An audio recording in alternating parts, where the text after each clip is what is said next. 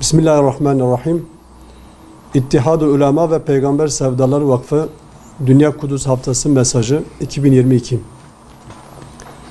Alemlerin Rabbi Yüce Allah'a hamdolsun. Peygamberimiz Hz. Muhammed sallallahu aleyhi ve selleme, al ve ashabına salat ve selam olsun. Bir gece kendisine bazı ayetlerimizi gösterelim diye kulunu Hz. Muhammed sallallahu aleyhi ve sellemi Mescid-i Haram'dan çevresini mübarek kıldığımız Mescid-i Aksa'ya götüren Allah noksan sıfatlardan münezzehtir. O gerçekten her şeyi işitmekte ve görmektedir. İsra 1. ayet.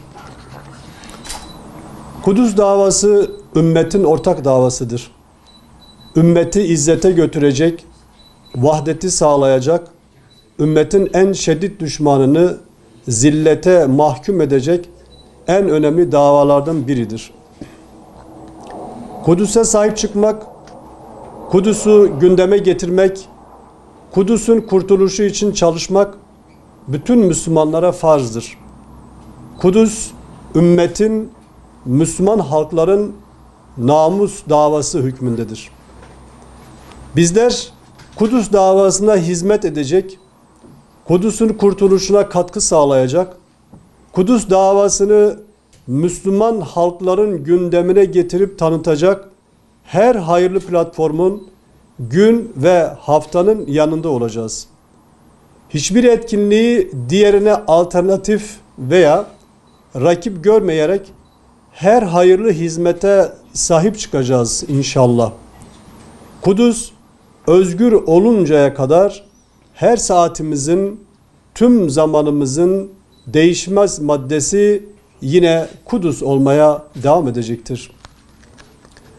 Dünya Müslüman Alimler Birliği ve Filistin Alimler Birliği'nin ortak girişim ve kararıyla geçen yıl ilan edilen Dünya Kudüs Haftası münasebetiyle bizler de etkinlikler gerçekleştirmiş, yapılan programlara yoğun bir katılım sağlamış, destekte bulunmuştuk.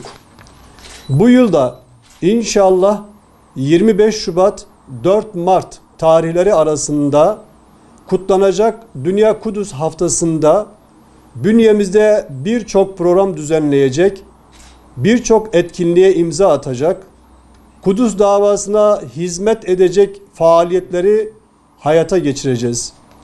Amacımız Kudüs'ün özgürlüğüne katkıda bulunmak, Kudüs davası konusunda halkımızı bilinçlendirmektir.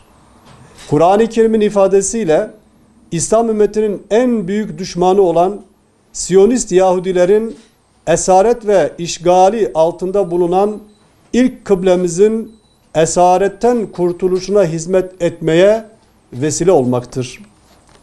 Recep ayının son haftası Kudüs'le ilgili çok önemli bazı olayları içinde barındırdığından Dünya Kudüs Haftası Recep ayının son haftasında kutlanmaktadır. Her şeyden önce bu haftada İsra ve Miraç gecesi bulunmaktadır.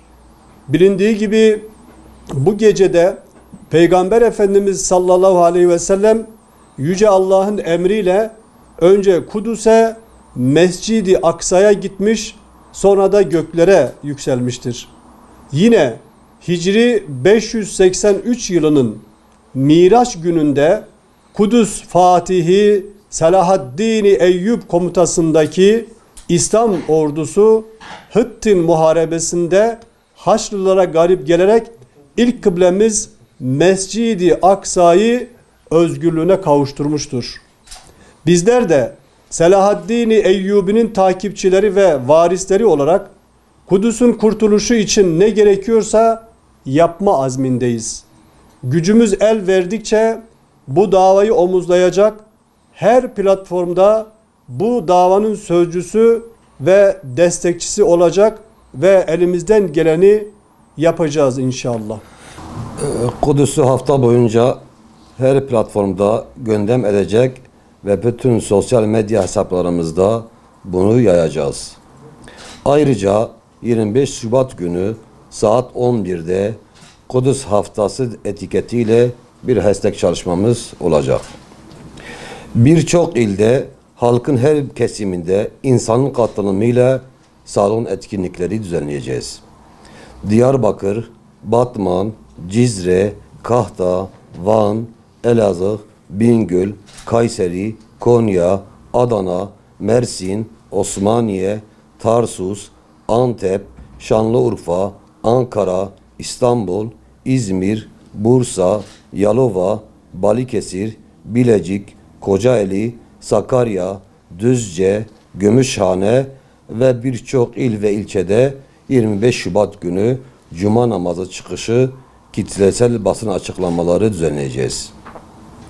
26 Şubat Cumartesi günü Diyarbakır'da, 27 Şubat Pazar günü İstanbul'da İslam dünyasından birçok alimin katılacağı Kudüs için uluslararası alimler buluşması organize edeceğiz.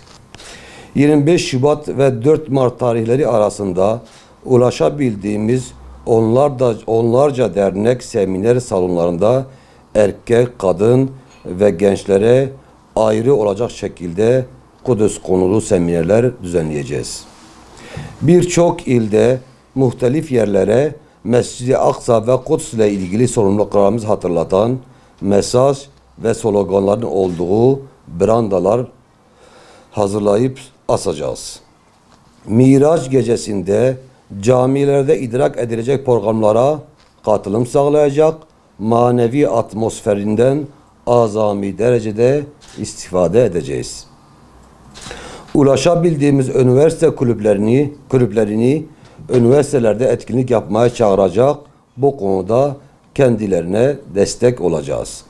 Hafta boyunca teklifimizi kabul eden TV, radyo, gazete gibi yayın kuruluşlarının üyelerimizin röportajlar verecek, TV ve radyo kanallarında yapılacak programlara Kudüs'ü konuşacağız.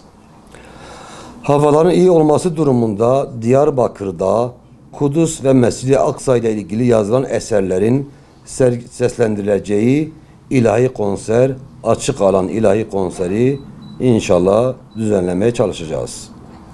İhya edeceğimiz Dünya Kudüs Haftası etkinliklerine tüm halkımızdan Kudüs'ün kurtuluşunu arzulayan tüm Müslümanlardan katil Siyonist rejimin cinayet ve vahşetinden muzdarip olan bütün vicdan sahibi özgür iradeli insanlardan destek ve katılım bekliyoruz.